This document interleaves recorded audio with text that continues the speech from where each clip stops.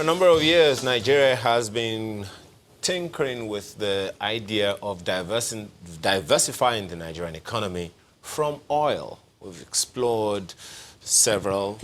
One of them, of course, has been agriculture over the years. And I understand there is something called smart agriculture. Smart agriculture isn't possible without something digital attached to it. So when the president talked about the Nigeria digital economy strategy last week, of course, a number of people were very, very excited. About the same time, the World Bank released Nigerian digital economy diagnostic reports. And of course, it's part of the things I would like to discuss this morning. How does this help us really as a nation to cut down in a number of things and improve on a number of other things? This morning, we have the president of Center for Cyber Awareness Development, SECAD, a body that advocates for digital economy, Dr. Bayero Agabi. Thanks very much for joining us this morning. Yeah. So first of all, I mean, I also know that you've done some work along this line, both at the legislative and executive levels. Do you think we are ready for to explore Nigeria's digital economic capacity? Let me say, yes, you will say if we are ready. Yes, we are ready as a people because the skills are there, the knowledge is there. What is not ready is just the environment. When you say, we'll look at that skills and go for a bit, you know, because I mean, we both know that there are some things that need to be done. But, you know, go ahead. Okay, I think we should understand what digital economy is all about. Digital economy is just a collective word, you know, for describing all transactions that are digitally based. Okay, and with the economies of the world that we see as it grows, and you can see that both the traditional economy and the digital economy are converging. So what that means is that the digital economy has become the economy that is, you know, enabled by digital technologies. When you say digital economy and traditional economy are converging, at what level? At the governmental level or at the private sector level? Or at the corporate institutional levels or at the individual levels? Because, I mean, there are questions around that. All of this, the digital economy and the traditional economy is converging. Because even let me use a common word, even the tailor, okay? They now use the digital technologies to ensure that they can tell you, we can sew for you. They don't need, the entry level is almost now zero because you can work from your home. Largely mobile. Largely mobile. It's one of the issues that people have also talked about, the fact that, look, do we have the infrastructure, especially at the governmental level? That's exactly what I'm going. So for digital economy to work, there are 3 levels you have to take a look at. You have to take a look at the e-commerce. Then you have to take a look at the e-commerce infrastructure, which has to do with the communication, you know, level. Okay. Every now and then we hear data is expensive. We hear the network is not working. These are major barriers that government will have to work on. And then the last one is the e-business. Okay. The e-business. This is where you have the likes of Jumia, the Amazon, and maybe Alibaba from China, so, and all of those things. So these 3 key factors will have to be worked on. But as the euphoria grows of going into the digital realm to do business or economic activities, one thing we must not leave behind is cybersecurity. Right. Before we go there, let's not go there. We'll get into that. Yeah, because the security of economic transaction. You see, you know, you've talked about cybersecurity in the light of the digital financial services. Not just financial services, your data. Okay. Your data is key because economic transactions, your data, it has to be key. You need to give people that assurance, you know, that their transaction within this space is secured. which is why I asked, at the federal, national government level, Yes. do we have the infrastructure to ensure that we actually benefit without risks from digital economy significantly? The infrastructure are on ground, but not penetrated. Meaning? For instance, you have the cables that brings all the cables required for all the transmissions and all that by our sea in Lagos. You mean fiber optics? So taking those fiber optic power from Lagos to Maiduguri, there's a huge challenge. Okay? Taking it from Lagos, perhaps Edo State or other states, there are huge challenges that perhaps before you go beyond, if you are going through a local government, wherever you pay some money, by state government, you pay federal, you pay, and all of those things. Yes, I guess. and those are the right of way and all of that. And I know NCC has been working in this light to ensure that all the state government or governors, come to play a role, and by ensuring that it is the cost is reduced.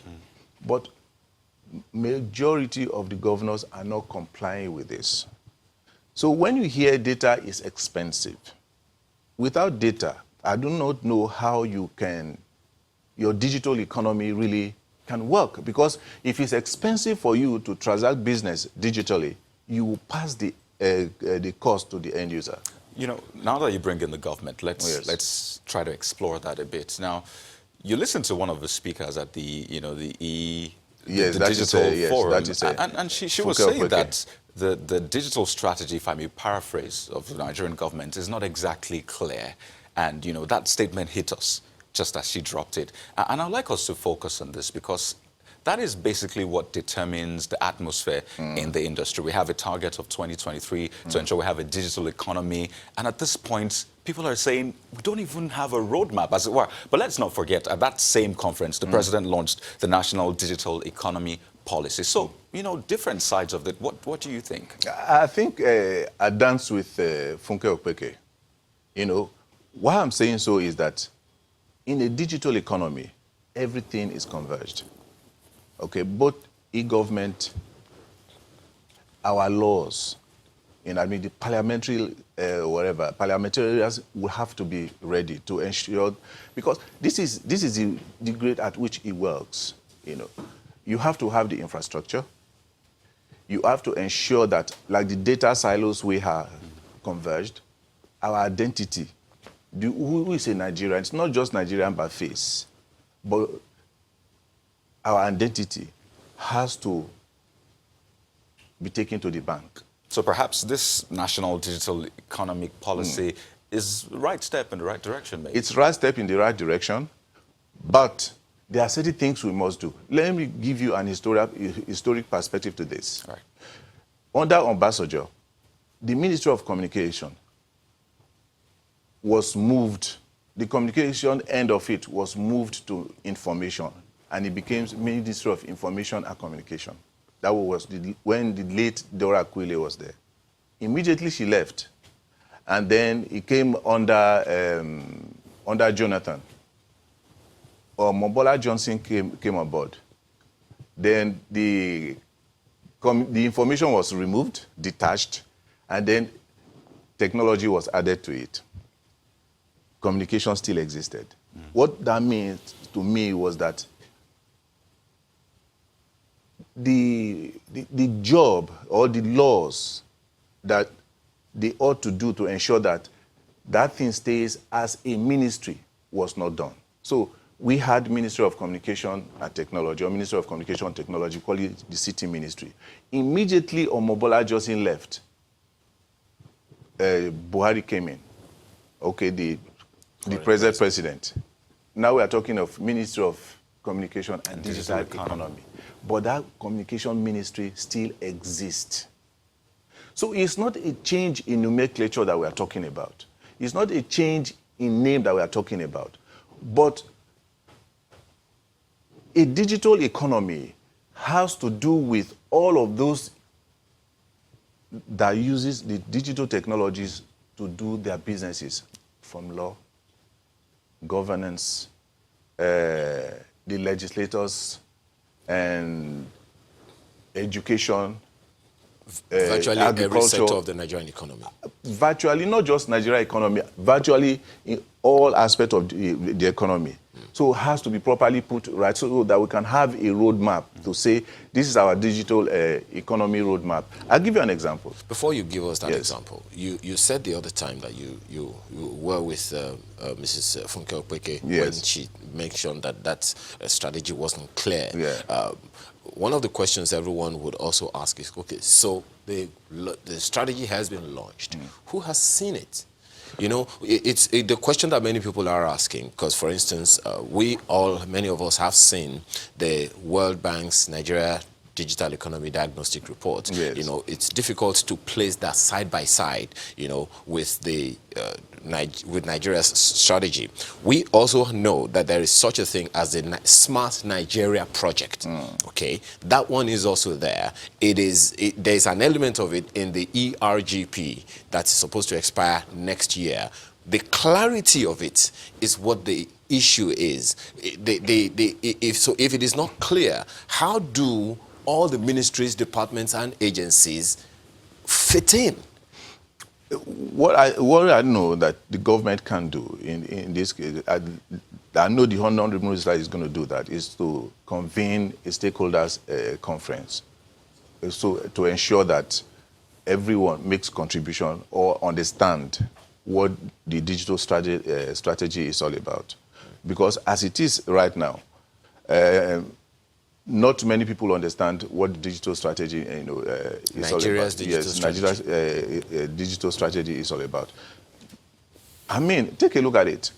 We are in a space right now that the dividing line between technology, or if you call it ICT, and the media is very, very blurred. So the media is playing an active key role, not just information, but also participating. Okay? Facebook is not a technology company. It's a media organization. Essentially. Okay? Okay. So those are the kind of things we're talking about. Okay, but there's a lot to talk about, really, Yes. because it'll be good to be able to look at that World Bank diagnostic report that concerns. So we can do a lot of, but we'll I've do seen that. it. Yeah, but it's the same conversation Yes. that continues in Abuja now. Markwe has someone else with her. Markwe.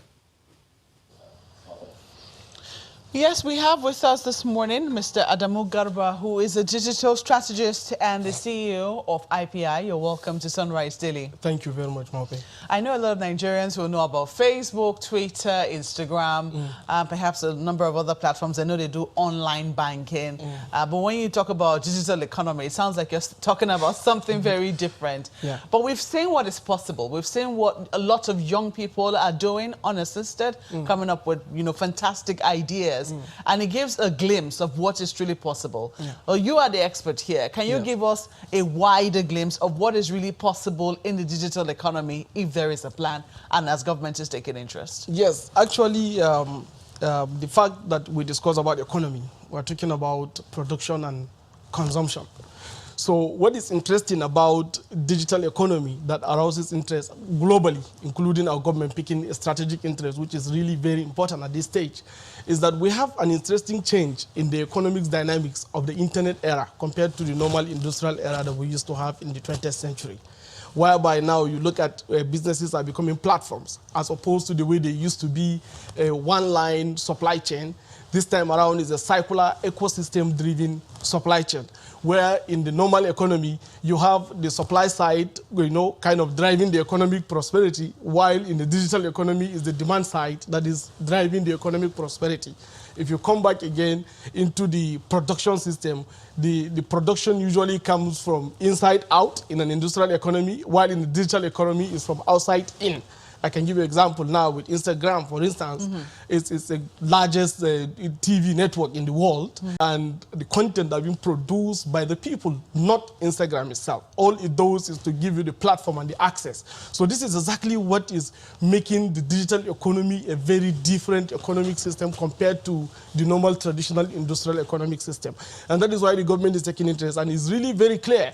And based on the discussions I have been hearing from from your Lagos office, I believe there is an e-government master plan that has already been released. I have gone through the e-government master plan. You've seen it? I've seen it, actually. It's actually on the website of Federal Ministry of Communications. And that's where it should be. I mean, yes. when you're talking about the digital economy, yes. people will say that that should be available on the digital space. Where the people it concerns are looking. That's true. Actually, it's there. If you go, you will see the clear government master plan around addressing this thing and keying it into the economic recovery and growth plan.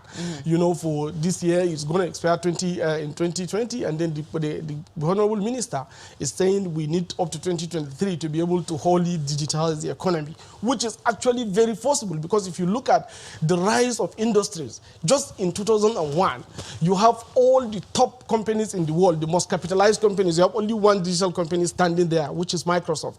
Now, down to 2016, all of them, with the exclusion of 3, among the top 10 most capitalized companies are all digital companies. We're talking about the GAFAMs, that is the Google, the Amazon, the Facebook, the Apple, and Microsoft. And now we have Alibaba and Tencent all coming to have between 700 billion to about $1 trillion economy. Most of them, they are capitalized system. So this is exactly what you need to look at, what is changing in the way of digital. And government, for them to escape the process of depending on primary commodity, which is like oil and agriculture, you must have to adapt the principle that is actually taking place globally now, which is driving the shape of digital economy that we are talking about.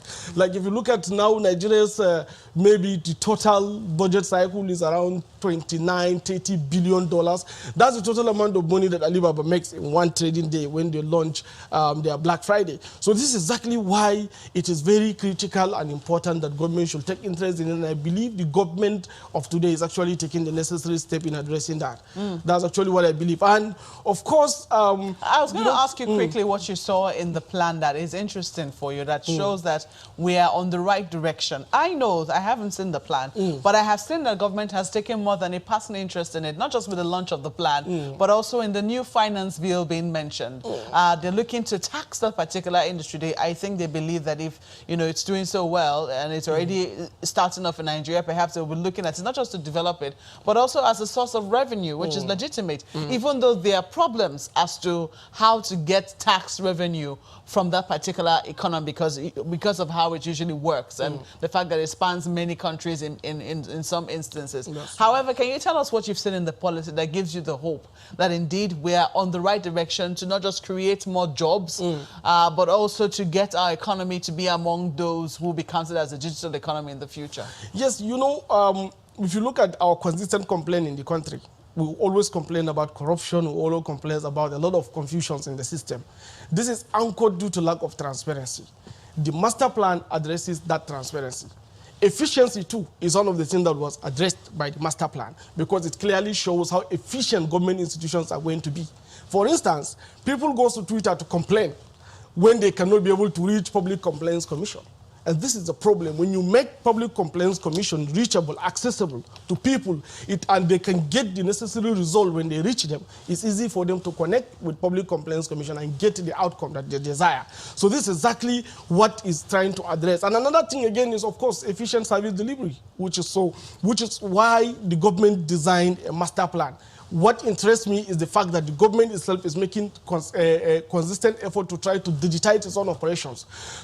But the government cannot digitize operations of the business sector, that's the private sector. Each company or each corporate structure have to create its own digital strategy based on your own strategic input and strategic value, so to be able to disrupt your process into the market and create a new digital economy for yourself. So that is actually what interests me. That's actually what attracted me much more, because the government have a plan, 2019, 2023, to try to digitize completely, showing clearly the roadmap from the infrastructure perspective down to implementation to interoperability between interdepartments, and trying to aggregate and integrate everything to be able to have one government servicing the entire citizens, and making the government to be like a customer-oriented driven government where people participate in the process of which they are governed, as opposed to a central draconian decision-making where things come from top to down.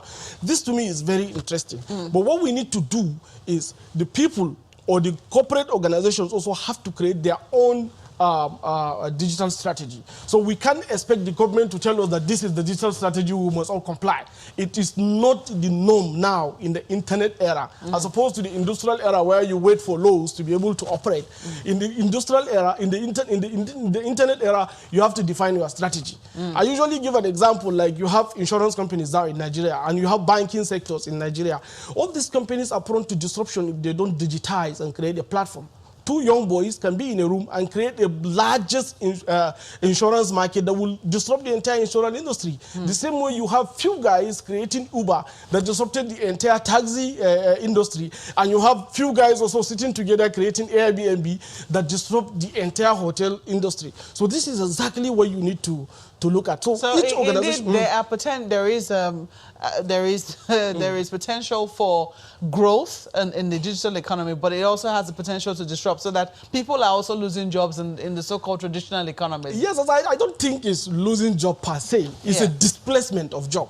It's just telling you that we are now in a knowledge-driven economy. So you must grow, you must adapt, you must learn new things. When you look at the fact that a huge demographic of our population are also not educated, do you see them getting left behind as a result of this digitization that has come upon us? Yes, one good thing what I saw in the master plan again is the massive literacy campaign that is going to galvanize the people to be able to come into the digital world.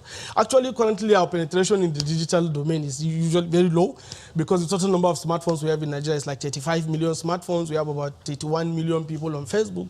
So when you look at this as a barometer, you will see that we still have a huge gap we need to address. Be that as it may, we cannot stop, because if you go back to other countries, they also started this kind of strategy at a certain point. There was a gap. If you look at Jawaharlal Nehru's India in 1979 upward, when he decided to focus on technology, management, and medical industry, there was a little displacement because so many people were left behind. But eventually, they are now catching up. If you look at the Directorate of National Intelligence projection, by 2080 upward, India is going to overtake China clearly, because China moved the hardware direction, India moved the software direction, and the digital economy is anchored and driven by the software, not the hardware. So usually it's like that. So the strategy is the people that are ready should start driving the process, enable the economic distribution. Once that is happening and people were now beginning to adapt, you find out that there is so much inclusion from the people that are otherwise illiterate now coming into the digital economy. Similarly, I can give you a simple example again with banking system. I'm afraid we cannot take that example anymore, but we have to, because we have to go now. Well, we have to thank you for sharing your thoughts and knowledge with us this morning. Adamu Garba is a digital strategist and CEO of IPI. Thank you for joining us once again. It's back to you, Ayo and Kayode. Well, thank you, Maokwe. Dr. Bayura Gabi is still here with us. You want to quickly respond to some of the... Yeah, I think one thing I should quickly clear is that digitalizing processes is different from digital economy. That is one thing he was stressing on. E-government is different from digital economy. Yes, e-commerce is an aspect of the digital economy. The digital economy is the entire ecosystem driven by technology, apparatus, enabled, apparatus. Okay, now talk us through this image. It's from the Nigeria Digital Economy Diagnostic Report of the World Bank, and of course has the digital economy at its center. But if you look at the 5 pillars under it, and it's actually something that is a little troubling if we could have it on the screen for the viewer to also look at. It has digital finance, digital entrepreneur, digital platforms, digital infrastructure, digital skills, and all of that. You talked about digital skills the other time. I'm afraid we really don't have much time to talk about it, but do you think we have those digital skills sufficient to take us into the digital economy? I'm very concerned about infrastructure, but you stated that a little while ago. Let's talk about that digital infrastructure, digital skills for a bit. The digital skills that we require, there's much of it, that we'll have to embark on. Because if you take a look at the statistics, how many Nigerians, access is one. Access is one. If you don't have access, you will not have the skills, because you need access to be able to perhaps to have an internet-enabled phone, or to have a laptop, or to have a computer in your home, or to even learn how to code if you want to code.